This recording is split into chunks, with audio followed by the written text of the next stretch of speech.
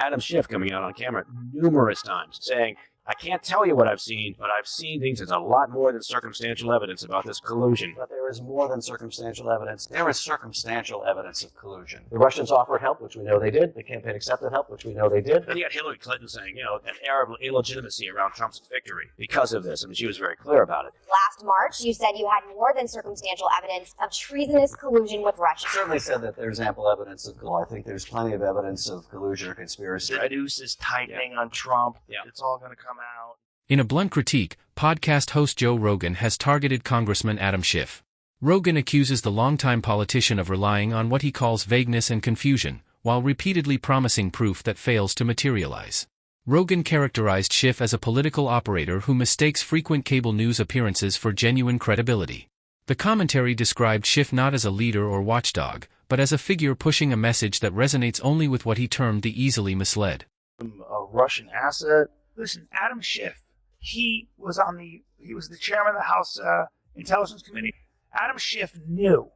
He never saw any evidence that Trump was in collusion with the Russians, or that the Russians were interfering in American elections, or that there may have been evidence of that, but there was no evidence that Russia and Trump were in collusion. And he kept saying it. He kept saying it on every news outlet he could.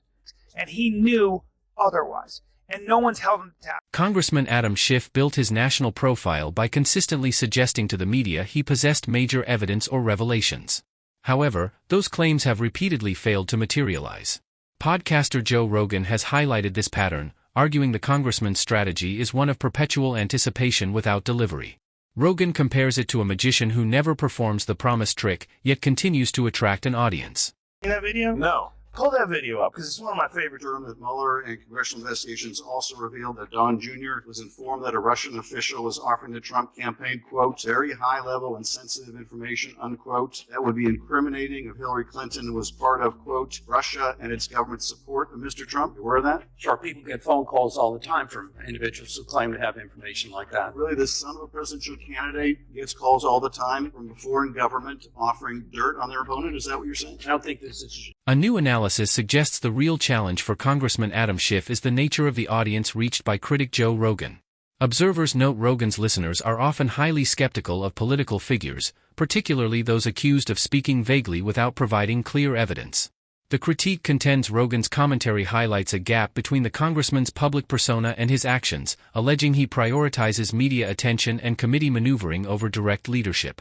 The characterization describes a political approach dependent, in their view, on voter credulity and a news cycle drawn to speculation.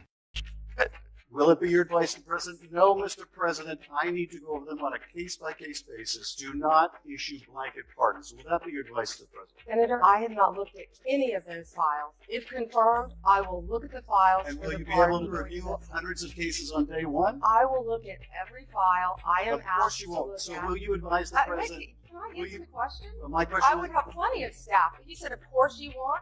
You'll be able to review. I'm not going to mislead this body, nor you. All right, let me ask another question. You don't want to answer that. Let me answer You were question. censured by Congress, Senator, for comments. The central criticism focuses on a repeated pattern from Congressman Schiff, high-profile media appearances where he has hinted at possessing transformative evidence. Critics argue these promised revelations have consistently failed to meet expectations upon closer examination. Podcast host Joe Rogan has dismissed this cycle, likening the political narrative to a television series that continues without delivering a satisfying conclusion. The assertion is that this approach is losing its effectiveness with a segment of the public. Yeah, Jamie, pull that video up. As for this new FBI whistleblower report, I understand Kash Patel last night declassified a 302 FBI document showing that a whistleblower who is a Democrat, a career intelligence officer who worked for Democrats on the House Intel Committee for more than a decade, repeatedly warned the FBI in 2017 that then Rep. Adam Schiff had approved leaking classified information to smear then President Donald Trump over the Russiagate scandal. This is obviously a bombshell whistleblower report. Hopefully more people in this room will cover The critique from Joe Rogan resonates with some because it points to a perceived pattern of behavior. Observers note Congressman Schiff has repeatedly made significant claims that later fail to meet expectations. The analysis compares this to a persistent cycle of high-stakes promises followed by minimal results. Rogan frames this not merely as political maneuvering, but as a serious failure. The charge is that this approach fostered years of national speculation while, in his view, diverting attention from substantive issues. The overall characterization is of a political performance that critics describe as ineffective.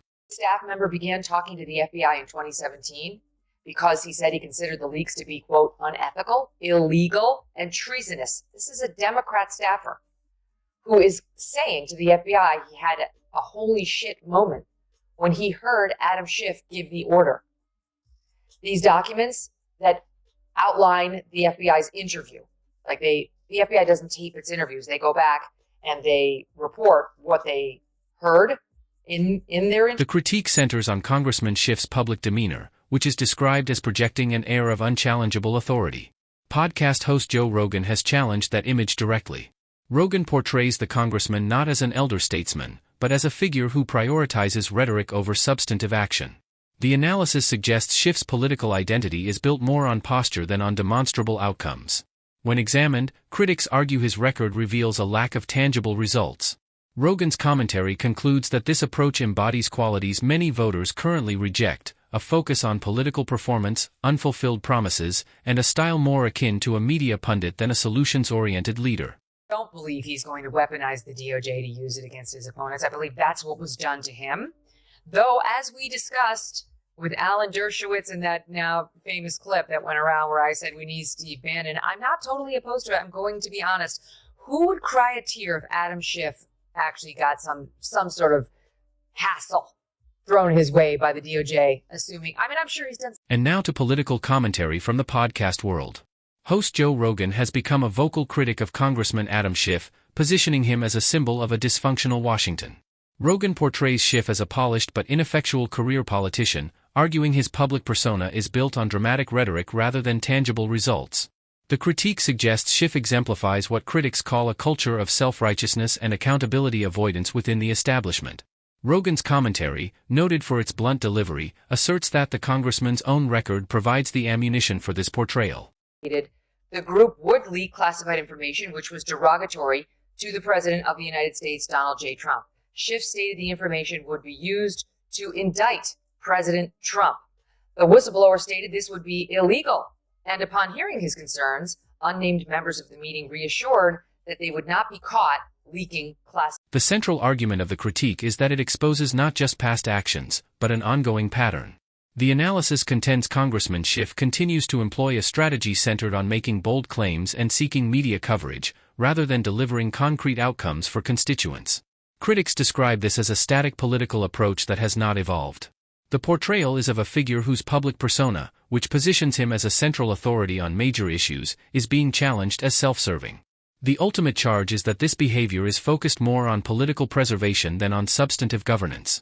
I'm going to shock the world right now and defend Adam Schiff. In response to the heat he's getting for the following clip. It is an existential threat, Senator, and also Asleep. I have not seen it yet, but from what I've heard about former FBI Director Ray, Someone in the audience behind comments on 60 Pam Minutes regarding China, is videotaping Adam Schiff asleep. in our own country, infiltrating our water systems, our natural gas lines. I defend Adam Schiff because these confirmation hearings are boring. The analysis suggests Joe Rogan's criticism effectively frames Congressman Schiff's public identity as a sustained performance. The critique contends the politician is reliant on generating dramatic narratives for the media, adopting a grave and prophetic tone when cameras are present. However, observers argue that upon examination, this often yields recycled rhetoric instead of specific substance. Rogan compares the approach to a filmmaker who repeatedly promises but never delivers a pivotal moment. The commentary aims to deconstruct the image of Schiff as a strategic mastermind, instead portraying a pattern of errors obscured by frequent public statements. The assertion is that attempts to project an image of authoritative knowledge only amplify perceptions of underlying political desperation. This staffer was interviewed by FBI agents on several occasions and told those agents that then Congressman Adam Schiff was the one who approved the leaks to the media. That it was Adam Schiff who approved the leaks to the media. FBI Director Kash Patel has released new documents on how classified information was leaked to the media and weaponized against Donald Trump during his first term. The critique characterizes Congressman Schiff as a figure more focused on marketing himself as a truth teller than on simply presenting verifiable facts. Observers note he often emphasizes anticipation and narrative over straightforward disclosure. A central accusation is a perceived disconnect between his public statements and private actions, described as a significant gap. The analysis argues he substitutes moral grandstanding for tangible achievement and frequently adopts a defensive posture, framing criticism as an assault on democratic institutions themselves. Rogan's commentary dismisses this as a transparent and ultimately unconvincing political tactic. So what's happened over the past 24 hours is Kash Patel has leaked documents that he has found, FBI interviews of a whistleblower who has identified himself as a longtime Democratic staffer. This is not a Republican operative. A Democratic staffer who was working in Democratic offices at the time of the alleged leaking in 16-17. This staffer was interviewed by FBI agents on several occasions and told those agents that then Congressman Adam Schiff was the one who approved the leaks to the media. That it was Adam Schiff. The critique also addresses Congressman Schiff's campaign for a Senate seat. The analysis suggests his pursuit of higher office is driven not by a policy agenda, but by a desire for an expanded public platform. Podcast host Joe Rogan has framed this ambition as an unwarranted pursuit of a larger stage following what he characterizes as a flawed record. The commentary concludes that Rogan's portrayal presents the congressman as a case study in a politician mistaking longevity and media presence for substantive authority. Biden pardoned Adam Schiff at the end of his term. But unlike the one he gave to Hunter, it was a limited pardon. And it only spoke to J6 and his work on the January 6th Select Committee. So it would not immunize him from any of the claims you and I are discussing right now, right? That's correct. At least according to the legal experts I've talked to, he's only immunized for what he did related from January 6 forward to 2021. The analysis further argues Congressman Schiff has operated for years under the belief that relentless repetition can substantiate a claim lacking firm evidence. Critics contend this tactic does not establish authority, but instead generates political noise that fails to persuade a skeptical public. The final assessment within the critique is that this political approach is not defined by decisive leadership, but by a struggle to maintain personal relevance in the national conversation.